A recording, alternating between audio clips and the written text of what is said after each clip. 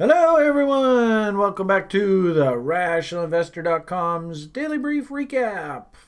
This is our free YouTube summary of what we talked about in the Daily Brief today. A full hour. Actually, we went about an hour and 20 minutes today. So we did have a nice presentation by TRI's CTO, Sjord, talking a little bit about updating tools on the site. And he put forth a challenge for all TRI site members. We're building out the individual custom screener engine right now, and he would like, if you missed the daily brief today and you are a site member, he'd like for people to PM him what indicators their top 3 choices of indicators they want for their individual custom screeners. So we are making progress. I'm super stoked about that. Interesting, we do have our new data vendor online, and fascinating that the breadth indicator has actually issued a fast sell signal there middle of last week, and the fast indicator did actually technically get up into overbought territory. And as you sort of saw through October here, what we're looking for is market structure. You can see how the fast emmed out here back in September and led to that dump in October. The early dump into October, you can see the W's coming in on the breadth indicators. Sure wish I had this information then. Probably would have hopped off my insurance policy, but nonetheless, you can see how the market accepted higher. And now you can see that actually we're starting to get some fast failure here. And, we've talked about this at length. Stock market is right up at the top end of its range. I reported last week that earnings season was just about wound up. I actually saw today that 470 some odd of the 500 S&P 500 companies have now officially reported. So we are technically now moving out of earnings season, and that brings us back to conversations about macroeconomic drivers, economic data points, the Fed, and of course the leader of the United States executive branch right now and his issues. Our simple conversation of late, and I get the feeling that the Fed has basically decided that it has done what it wants to do with regard to lowering interest rates. Of late, and we talked about on the weekly charts how this M top up here was a fractal top, and so as a result we saw price come off. They did leave a little cheeky gap up top, so that, in my opinion, defines sort of the top end of our range here against all these highs. And as well, we've had this gap here since the end of the spring, beginning of the summer, and again against key lows. That, in my opinion, defines the bottom end of our range. So pretty wide trading range. Of course, we have things like Brexit and stuff coming up. Those issues into the end of the year. And I think, if I'm not mistaken, they've pushed that sort of big vote until January or something along those lines. And the UK has a general election here in December at some point. So it feels to me like the, strongly trending market state and then the fail, we've now parked ourselves into a nice trading range here on the US dollar. Risk on, risk off. It is technically, it's not an official holiday, but it is a fairly significant day here in North America. I'm not quite sure in your part of the world whether it's noted, but here in North America, the 11th hour of the the 11th minute of the 11th hour of the 11th day of the 11th month is reserved for honoring our war dead, those people that made sacrifices to try and defend our freedoms.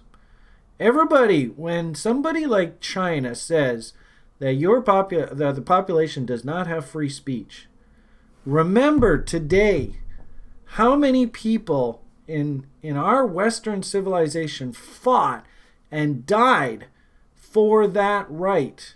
That's what today is all about. And so it should be a gentle reminder. Don't let these countries and these dictators slowly erode these freedoms that are so incredibly important and powerful, and really they mark the evolution of our species, right? Having freedoms that are inherent to our human existence. Don't let these dictators take all this freedom that these people fought and died for. Don't let them take this back. That's what today is all about. Sorry, get a little bit emotional there. Anyway, back to our story here. Risk on, risk off. I get the general feeling that because of the holiday, and of course, as different clocks and different times, we're sort of doing this rolling sort of acknowledgement of the 11th hour, the 11th minute. For me, comes up at about 45 minutes. So it is what it is. But with regard to the market, I can see that basically we're kind of on pause here today. And on balance, I'd have to agree with that. I think that makes sense. I've seen this happen in years gone by, where everybody just sort of takes a pause today. I still, believe it or not, I still have these markets pointing higher here for the risk-on assets. I don't have any sort of technical failures here outright. Ironically enough, when we look at risk-on, risk-off conversations that we've been having of late, the only disconnect here, ironically enough, is our beloved Bitcoin here in the short term. And you can see risk-off assets. Yen's catching a bit of a bid here today, so that's encouraging. Like I said, I think probably US dollar stuck in a range, and maybe we see the yen sort of carve out some sort of bottom here as that range develops.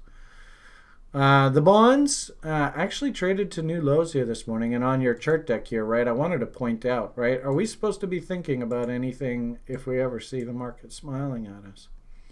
That's a big old smile there in the bond market. And I had actually put a tweet out over the weekend because what I'm hearing is most people are talking, in the public. What I'm hearing is everybody's just talking about interest rates going to zero and negative yields and all that kind of conversation. And I would actually make the argument that, first and foremost, government officials are never right. They're always wrong.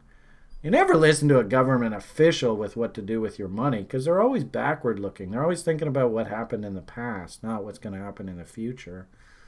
And I would make the argument, we've been in a 38-year bull market in bond prices and falling interest rates. But interesting enough, if you actually look at the market, interest rates are not actually falling anymore here on the longer end. 10-year yields right now, you can see 3 separate occasions they tried to break through this 1.3% and they keep getting rejected. And we actually technically do have actually a W working here. So, I took issue with somebody on the site recently who showed Jim Rickards tout that bond prices are just going to keep going up forever. Interest rates are going to go to zero. And I'm like, whoa, slow down, people. And ironically enough, only when we see interest rates ratcheting back up here will they actually start changing their tone. But if we listen to the market itself, actually, we're not in a falling interest rate environment here on 10-year yields. We're in, at best, what they call a narrow sideways channel. And I might make the argument that actually the market has actually told us right here that, hey, actually, this trend is actually starting to turn back up now. So I thought I'd just make a comment with regard to that tweet. But risk on, risk off.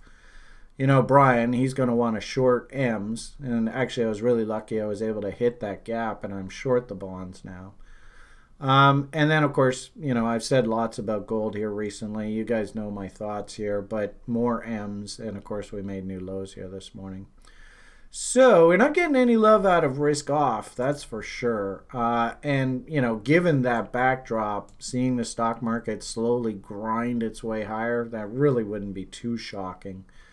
At the same time, too, when we look at those S&P charts, full acknowledge, if we do actually get some sort of cleanup in the market, where is key support now? And we've been talking about this 295 gap here for quite a while. And I think that's sort of your key support line here over the short term. If we do get any sort of pullback correction, we're probably going to find support back against all these lows in here. So not a heck of a lot new to report on the risk on, risk off, sort of business as usual. So, areas of the market that I'm interested, pharmaceutical stocks, love them, and they just keep ratcheting higher. I won't talk about them today. Some specialty retailers look really interesting here. I'm interested in international transports, the shipping stocks, but also, and interestingly enough, this asset actually usually does fairly well during recessions. This is the natural gas chart. And if you see, this natural gas, interestingly enough, this contract doesn't go back that far. But you can see nice W's coming in here. I'm liking this price action. And what's really interesting about this is, not only just a natural gas play itself, and these are a bunch of these energy stocks we're watching here for structure, and GEazy. I think I said recently I went in and pulled the trigger on this energy stock. And interestingly enough, you can see it's actually moving to new highs this morning. And they just reported earnings, and they actually beat estimates by a pretty healthy margin, 23% better than expectations. So I got a funny feeling that the energy sector, actually, there are opportunities in here. And as I had sort of said, I'm super bullish of natural gas right now. Finish off today's offering, quick boo at crypto. As I had sort of said, a little bit surprised of late with the risk-on assets acting as strongly as they are, that Bitcoin is as soft as it is. Maybe we start seeing official disconnects from that analysis. I don't know. It's sort of an ongoing debate. It was interesting yesterday. We sort of talked in that broiler chicken show, and I spent a lot of time reviewing Bitcoin. So if you want a big, long rant on that, go for it. But it is interesting how we talked about this market structure failure, EMS, right? And look how they rallied the market right back. And basically, we had sort of said that, institutions can't sell down markets. They engineer counter-trend rallies to take them back into structural fail levels so they can hit this. And, even somebody said yesterday, well, if we fail here, doesn't that paint like lower highs and lower lows? And you're absolutely right. I might make the argument this was an inside bar failure on the weeklies painted last week. And gee whiz, what a surprise, we're probing lower. And, here this low this morning is 85.90. Last week's low was 86.60, so basically we've gone and now 2-bar confirmed this inside bar failure. I think I've told you guys recently that, like for trade location wise, just even over the, medium term, I don't like this trade location at all. If I wanted to be a, let's do that the other way around. If I wanted to be a buyer, probably want to be concentrating down in here. And I still don't know whether Mountain Man was actually hit there. That low, 72.96.44. Mountain Man says 72.72.25. So I don't even think we've actually even hit Mountain Man then here. So, if I want to be a buyer, I actually really want to be a buyer down in here.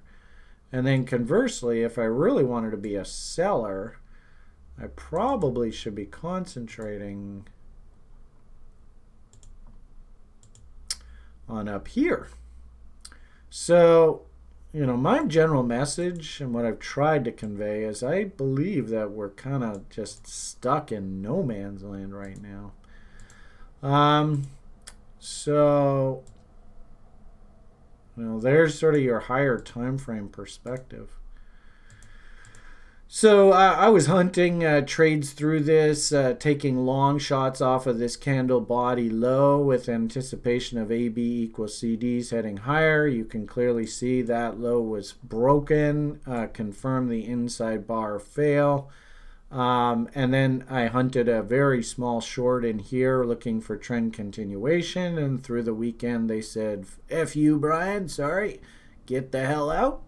And then promptly, like basically middle of last night, they just pulled the carpet out from underneath pulled the floor out from how does that say? Pulled the carpet out from underneath our feet and dumped it to new lows. So really good anecdote of what sort of no man's land looks like if we go down to sort of like those lower time frames. It's just, oh, am I a bull? Nope, no, I'm a bear. And I like to trade trend continuation. So, I was thinking W's, we're going to work our way higher, politely told get the hell out. Then I was thinking M's, trend continuation or way lower, told to get the hell out. But it turns out that that general down thesis on the failure of this level was actually completely correct. And that's a trader's life. Get used to it. So, you don't know how many times I've gone, oh man, I got stopped out, but it turns out I actually had the general direction correct. Ugh, drives you nuts. I think over the short term here, we dumped awfully hard, made new lows, counter trend rally back into these lows. If anything, if you're looking for shorts or you want to try and join this party, let's see if we get failure through this trend line resistance area right in there. I'd like to see a nice M, and of course AB equals CDs. I'm going to be hunting bearish bots, so if I start getting a situation where I get 3 lower highs and failure, then I'll try and play the remainder of this move down into the 8,000 area. But that's sort of the situation with Bitcoin right now. Weeklies, dailies, they've all rolled over. The lower time frames, this was just grind, chop, and of course, gee whiz, that all happened through the weekend. Just break all the kids' hearts. I'm a bull! No, you're not. Drive you nuts. But anyway, long and short of it here, I don't have a trade on right at the moment. If we can rally back up into this trendline confluence, like I said just a minute ago, and we start structurally failing, then I'll be hunting back on the short side again. Finish off this free broadcast here for you guys with just a simple, keep your eyes peeled. Kevin and I were looking at this, and actually this is an interesting story because, I asked Kevin, what's hot in crypto, and, he definitely keeps his ear to the ground. And he was like, well, there's 2 names that are really popular right now, this Algo and this Link. And, I happen to see this algo on the sheets, and I mean, gee whiz, look at the volume. I mean, people are really doing some serious business down here. It came out of the gate and cratered like all, well, not all, a lot of IPOs do, and ICOs, I suppose, in this space. And interestingly enough, actually, this creates a relatively well-defined risk window where you see the double bottom. I mean, hell, you could just buy this 27 cents and risk down to 16 cents, or basically risk 10 cents on the trade. You can see the weekly W's. You know how much Brian loves his weekly W's, and you can see what's happening here. So it's on the radar screen, and, it's interesting. I asked Kevin, what are some of the other ones that were hot? And he's like, oh, man, I wish I'd gotten in on this Link. It's super popular now. But really what I wanted to convey to you guys here is, gee whiz, do you see any sort of similarities here? Had you come in, and maybe what I'll do is I'll change this to a line chart so you can see it a little better. But do you see what Link did? Good old W's. You see the end result. Can't buy it now. It's gone. Maybe work reload zone bids if you want to try and get in. But look at what our little ALGO is doing as we speak. Sort of like sitting like right here, similarly wise. So once again, this has been the message of me of late, is that I see individual ideas perking up here. And it's just really a question of, can you build your plan? Do you know what the fundamentals are behind this story? Is this a risk that you can live with? Do you want to, Brian, I don't want to market time. I absolutely love this fundamental story, so I'm just going to go in and nibble every time I see any kind of bullish structure. Totally fine by me. Got little old lady strategies, but with those kind of thinkings, don't be surprised if this thing does fail, that you're just going to be sitting nibbling away for like the next year or two. Market timers, like I said, I actually think you have a half decent little risk window there to work with. And, I'm not making any predictions, but just sort of natural retracements. I think it's realistic if this thing does have legs, that you can shoot for things like 50% retracements. And that sets up something like, oh, what a coincidence. Almost exactly a 2-to-1 risk reward. I don't think that's an accident either. So there's something to chew on here for you today. Sure hope you enjoyed the public broadcast here. Giving you hopefully some names to consider in the stock market, some names in crypto. Bitcoin right now, I'm just leaving it alone, letting it develop here a little bit more. It is leaning back to the downside, so there's not really a big hurry for me there. I'm definitely completely out of long positions in risk off trades, bond, gold, yen. I am actually short, so that's working nicely on the bonds.